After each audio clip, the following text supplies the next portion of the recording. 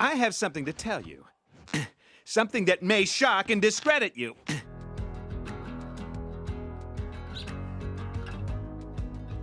Number 20. Bart Sells His Soul. Where'd you get $5? I want $5. I sold my soul to Millhouse. What? How could you do that? Your soul is the most valuable part of you. You believe in that junk? This episode has the distinction of being among creator Matt Groening's favorites. When Bart decides to jokingly sell his soul to Millhouse, the forces of the Simpsons universe seem to conspire against him. Worried he really did sell his soul, Bart desperately tries to get it back. Millhouse, give him back his soul. I've got work tomorrow. I'm really sorry. I kind of traded your soul to the guy at the comic book store. But look, I got some cool pogs. Elf pogs. Remember Elf? He's back. In pod form. Meanwhile, Moe tries to turn his dingy bar into a family-friendly restaurant with predictable results. Fun fact, episode writer Greg Daniels did manipulate a bully to sell his soul for 50 cents. From Iron Butterfly's Inagata de Vida to the famous Pablo Neruda joke, this episode definitely deserves more recognition. I know that's funny, but I'm just not laughing. Pablo Neruda said laughter is the language of the soul. I am familiar with the works of Pablo Neruda. Number 19. Scenes from the class struggle in Springfield. Meet Marge. How are you doing? Pleased to meet you. You look like such a happy bunch of people. Marge's famous Chanel suit makes its debut in this episode, ushering Marge into the snobbish world of country club ladies. Marge's eagerness to join the club leads to financial strain and stress. In the end, she gives up the rat race of keeping up appearances for good. A parody of the 1989 black comedy of the sort of same name, this episode lampoons country club culture and rich people in general, providing a shrewd critique of the American dream. We ran with different crowds. You had your debutante balls and skinny dipping, and I had my home shoe repair course. The rich may be different from you and me, but that's just because they have more money. This is classic Simpsons at their most shrewd. Also, there's Tom Kite. How about I give you a few pointers on your game? Now, you don't want to overthink. Not an issue. Keep your head down. Pretend there's no one else here. And just go at your own pace. Wow, very impressive. Number 18. The seemingly never-ending story. What the hell could that mean to you? I'm obsessive compulsive. Yeehaw! 1, 2, 3, 4. Yeehaw! 1, 2, 3, 4. Yeehaw! 1, 2, 3, 4. This overlooked episode decides to take the premise of the never-ending story to its logical limits. When the family is stuck in a cavern thanks to Homer, Lisa decides to tell a story to pass the time. Once upon a time in a far-off kingdom. No unicorns. Oh, all right. This story also contains the story of how Mr. Burns was an employee at Moe's, which also contains the story of Moe's torrid love affair with Mrs. Krabappel, which also contains the story of how Snake, you get the idea. The whole episode turns out to be Bart's story to Principal Skinner, hilarious and cleverly executed. This episode was actually nominated for an Emmy for Outstanding Animated Program. This episode deserves more love for its ingenious structure. I've read about you. You're shy and you rarely approach humans. And of course, you'd never attack a fellow herbivore. Number 17. The Mysterious Voyage of our Homer. What's happening to me? Okay, retrace your steps. Woke up, fought with Marge, ate Guatemalan insanity peppers, then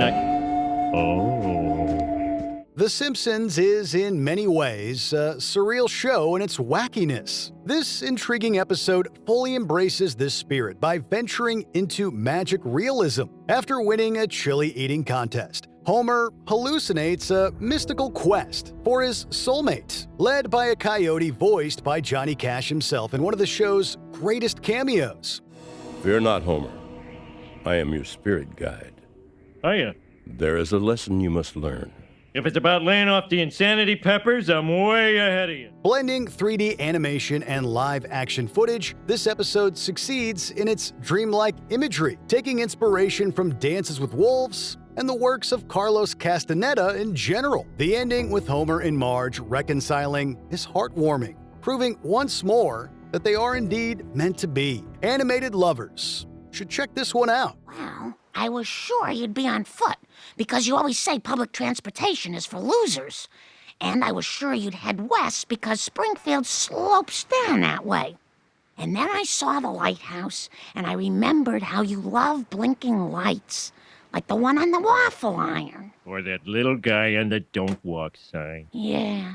Wow, Marge, you really do understand me. Number 16. Simpsoncalifragilisticexpialaious. Feel practically super-duper fragically What's this strange sensation in my chest? I think your heart's beating again. Ooh, that takes me back. God bless you, Sherry Bobbins. Simpsons parodies are always well received, but this Mary Poppins spoof is especially notable.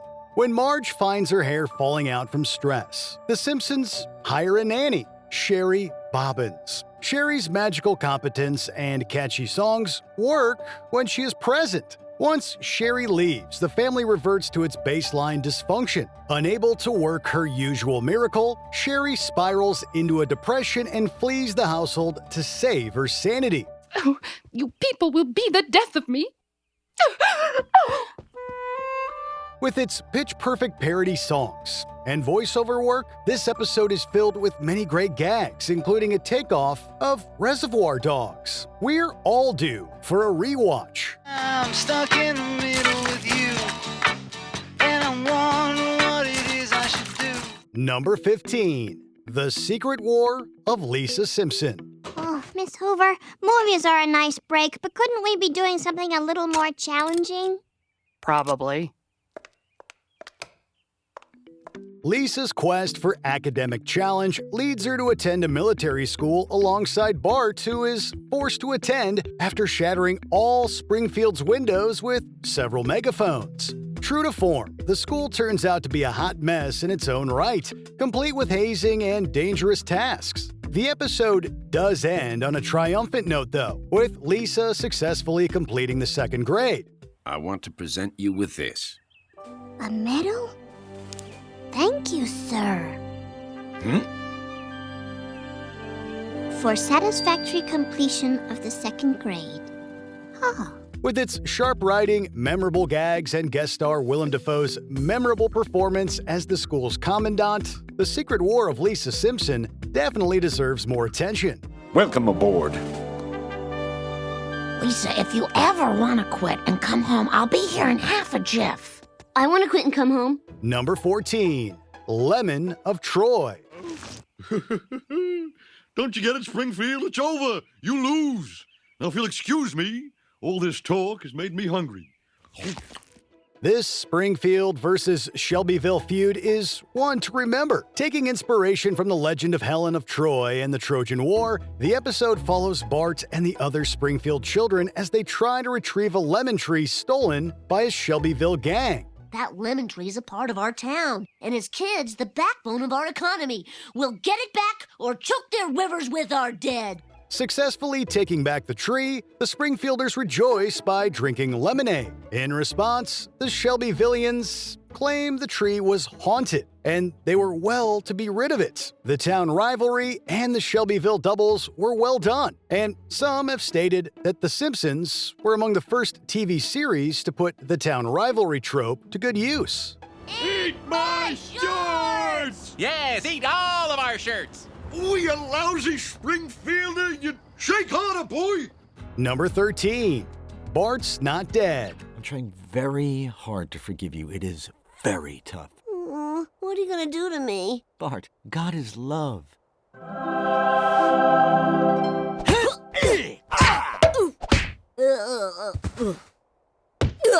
Bart's adventures with theological conundrums continue in this Season 30 episode. When Bart lies about seeing heaven after an accident, Christian producers approach him to make a movie of his experience. The movie is a big hit, but Bart's conscience gets the better of him and he confesses the lie. Oh, all hit movies are lies, Marge. Did you see Argo? None of that happened. And I have strong doubts about The Incredibles. Eventually, Bart does go to heaven and meets Jesus Christ. Unfortunately, heaven turns out to be overrated, and Homer even asks Krishna to send him back to Earth as a turtle. The Simpsons continues its tradition of delightful blasphemy as well as the struggle for Bart's soul. Please, send me back to Earth. Yes, you can be a turtle or a pharmaceutical CEO. Turtle, please.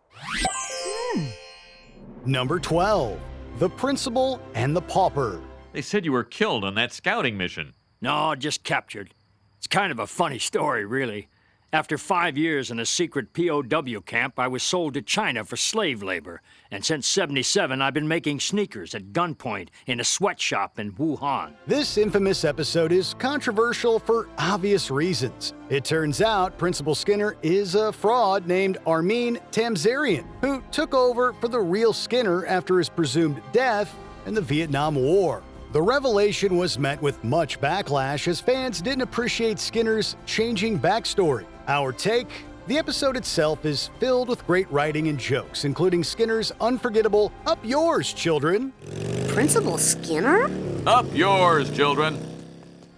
And let's be honest, since when has the show ever not retconned its characters' backstories? The episode even reverts to the canonical status quo, with the townspeople fully accepting Armin as Skinner and sending the real Skinner packing. All in all, it's an enjoyable episode of TV we have never forgotten. I think I have a solution that'll satisfy the town and let Sergeant Skinner keep his dignity.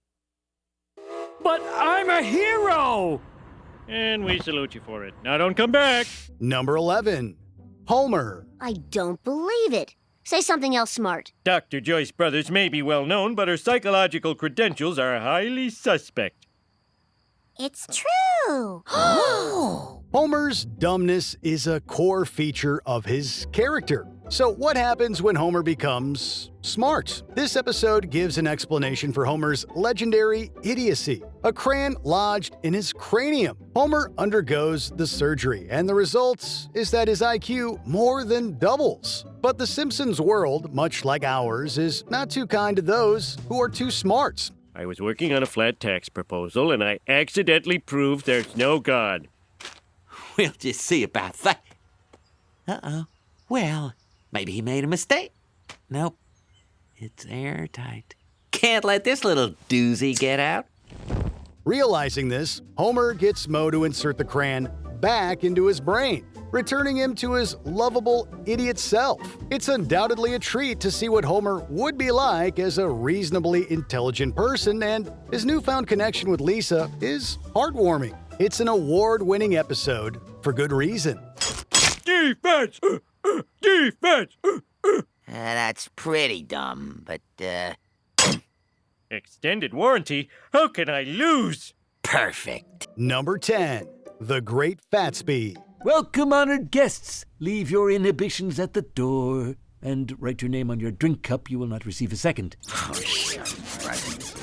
In 2017, The Simpsons finally gave this classic tale, The Great Gatsby, the spoof it deserved, even taking shots at its film adaptations. Here, Mr. Burns decides to relive his glory days of throwing excessive parties at his estate. Alas, Mr. Burns has become penny-pinching in his old age, causing his party to fail and for Burns to gate-crash the livelier party of the hip-hop artist JG instead. There's something I've wanted to tell you for a long time, you ruthless monster. Yeah. I love you. Yeah. This two-part episode is the most ambitious of the later Simpsons era, with no less than 18 songs written and cameos by RZA, Common, and Snoop Dogg. For a fun spoof and commentary on hip-hop culture, this episode is one to see. I don't know. $100,000 feels like a lot of money. You gotta splash the cash, fling the bling, spill them bills. It don't matter, just splatter the batter. Splash the cash. Monogram Monty is back! Number 9. Barthood. First no more I caramba, now this. Mom, don't have a cow, man? I was gonna say, don't have a foolish attachment to the past. Come on, boy, humor your mother. Oh, fine. Don't have a cow, man. Yeah. You might not think a parody of the 2014 film Boyhood would make for a great Simpsons episode, but it works. This episode follows Bart beyond his mischievous boy self and into his teenage years and his adulthood. The show explores Bart's struggles with academics and being overshadowed by his much smarter sister. I'm not even the best Simpson at my best friend's party. Do you know what it's like to be second best at anything? Yeah, I do. I'm going to Yale. It also gives him a talent as a budding artist. Unlike other film parodies, this one plays with low-key poignancy as it explores Bart's growing pains and finding out what he truly wants to be. Bart-centered episodes really do have a special juice to them. Why is grass green? So you can find your damn golf ball. Now I have a question for you. Why did you leave your toy car on the stairs? Why is blood red? Why do you ask? It's coming out your ear. Oh! Number 8. Homer Badman. Hey, could you take the wheel for a second? I have to scratch myself in 2 places at once. Just drop me off here. A trenchant commentary on workplace mores. This episode follows Homer as he is accused of sexual harassment, his candy lust being mistaken for actual lust by a graduate student. Homer gets libeled as a pervert and sexual predator by the media. Until the night a grossly overweight pervert named Homer Simpson gave her a crash course in depravity, babysitter, and the beast. Aw, crap. When Homer tries to film his side of the story, an actual tape by groundskeeper Willie capturing the incident finally clears Homer's name. A satire on tabloid media and media circuses in general, Homer Badman walks a difficult line as it explores issues that are still relevant today. Also, the Gentle Ben skit is a classic gag. I have a question. No, Ben, no!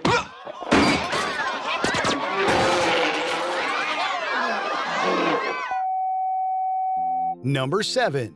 Holidays of Future Past. Just look happy. Just see those sleigh bells jingling, ring, tingle, tingling too. Simpsons episodes depicting the future never get old, although frequently retcon. 30 years into the future, Bart, Lisa, and Maggie are now adults, visiting Homer and Marge on Christmas. Bart is a divorced dad. Lisa struggles with a rebellious daughter, and Maggie is the lead singer of a band and pregnant. Hey, didn't I go to jail with your brother? Contractions? Computer? Hospital! It's a poignant episode, filled with a drunk Bart and Lisa talking about the struggles of parenting, as well as many gags about the potential future of sentient robots, technology, and intrusive marketing. It's always a treat to see how this family changes over the years and how Holidays of Future Past is an especially satisfying look at a possible future. And Homer, you're still a big disappointment because see you next Christmas. Why did you bring us here, Homer? To prove a point. Everyone thinks their dad's a jerk. And everyone's right. But when you get older, you realize how much you love him. Number 6. The Last Temptation of Krust. Hey, happy birthday! Now get him out of here. Krusty the Clown threatens to be washed up for good, as his material is perceived to be outdated and offensive by newer audiences. Failing at a Jay Leno comedy festival, Krusty later releases his frustration with modern comedians and the modern comedy scene in general in a rant ironically taken to be hysterically funny. These comics today. Ooh, look at me. I can't set my VCR. I can't open a bag of airline peanuts. I'm a freaking moron. Krusty's going nuts. Refashioning himself as a counterculture comedian, Krusty eventually sells out to marketing a new SUV, referencing The Last Temptation of Christ. This episode packs a lot of punchy gags in its satiric commentary, and its Canyonero spoof is one of the best original songs of the series. It's an oldie but a goodie. Can you name the truck with four-wheel drive? Smells like a steak and seats 35. Can you narrow? Can you narrow? Number 5. Lisa the Greek. Wouldn't it be fun if we watched the game together? Okay, just don't say anything and sit down over there. Over. Over. Over. Over. Lisa and Homer bond when Lisa proves adept at picking the winning football teams, eventually causing Lisa to wonder whether her father really cares about her or just her skills. Meanwhile, Marge unintentionally humiliates Bart by buying him unfashionable clothes, inspiring mockery and bullying. Well, anyone who beats you up for wearing a shirt isn't your friend. Oh, this looks good. Oh, and this one is very, very cute. And these, oh, look, little bow ties. And don't make that face at me. How'd you know? Packed with gags and satiric jabs at NFL culture, Lisa the Greek develops Homer and Lisa's relationship and their touching father-daughter camaraderie. It also has the distinction of accurately predicting the winner of Super Bowl 26, which aired days after the episode. The Simpsons' soothsaying ways strike again. Please, please, please. Touchdown! Stick fork in this one, it is done! The Washington Redskins win Super Bowl 26! I guess you love Dad. I suspected as much. Number 4. Raging Abe Simpson and his grumbling grandson in The Curse of the Flying Hellfish. I'm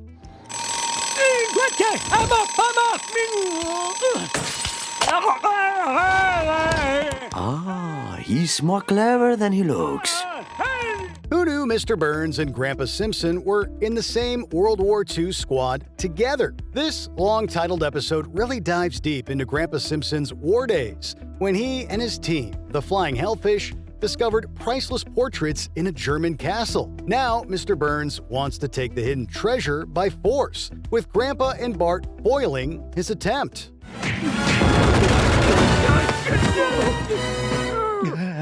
Don't kill me. I ain't gonna kill you. That'd be cowardly. Monty Burns cowardly. I just wanna watch you squirm. Yes, sir. Is this to your liking? No.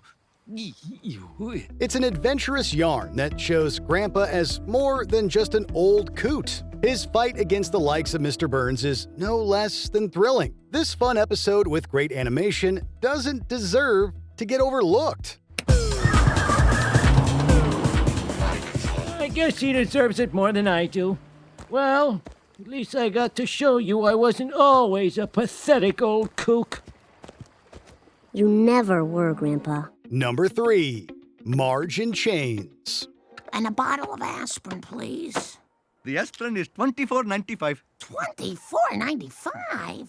I lowered the price because an escaped mental patient tampered with the bottle. Tired from nursing her family with flu back to health, Marge accidentally forgets to pay for some bourbon, causing her to be charged for shoplifting and for her reputation to tank. Lawyer Lionel Hutz is hired to defend her, but due to his incompetence, ends up causing Marge to be sentenced to 30 days in prison. If there's one thing America needs, it's more lawyers. Can you imagine a world without lawyers? Oh.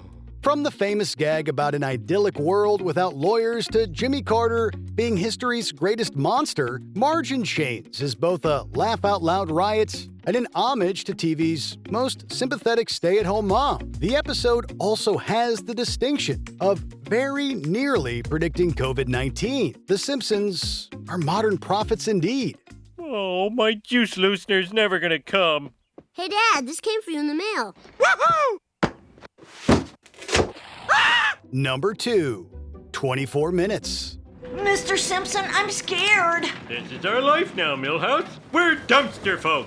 It's hard to pick the best film or TV spoof The Simpsons has done, but this episode, a parody of the show 24, just might be the series' most underrated. Principal Skinner has created a counter-truancy unit, headed by Lisa to cut down on misbehavior. Bart finds out about a stink bomb planned by the bullies at a bake sale, which the CTU foils with the help of Jack Bauer himself. I pulled every single field agent off all other cases to track you down and bring you to justice. It was a tough decision, but I think I made the right call. It's okay, that was Shelbyville. Apart from being a pitch-perfect parody, complete with timers and split screens, the episode is also notable for containing one of Bart's best prank calls. No wonder it won an Annie Award, given out for animated achievements. Find out all you can about I Made a Duty. Does anyone there know I Made a Duty? Ahmed Adoudi, wealthy Saudi financier, disappeared into Afghanistan in the late 90s. Really? No, Jack, it's a joke name. You're being set up. Damn it! Number 1. Summer of 4'2". Oh, when the kids see these layouts and fonts, you're going to be the most popular girl in school. You know something, Beezy? I think you're right. This Season 7 finale sees Lisa reinvent herself in a desperate bid for popularity. When Ned Flanders offers The Simpsons his beach house for the summer, Lisa takes the opportunity to reinvent herself as a skateboarding cool girl, distancing herself from her nerdy persona and earning her brother's resentment. So, Lisa has a friend. We'll see about that. Bart! I need my glasses! Oh, nice doggy. All's well that ends well, though, when Lisa's new friends decide to accept her real personality. Considered by former writer and executive producer Bill Oakley as one of the best classic Simpsons episodes, it speaks to the outcast in all of us, and that longing for belonging. We've all been there. I guess I should give this back to you. I showed it to your friends again before we left. Bart! Look inside.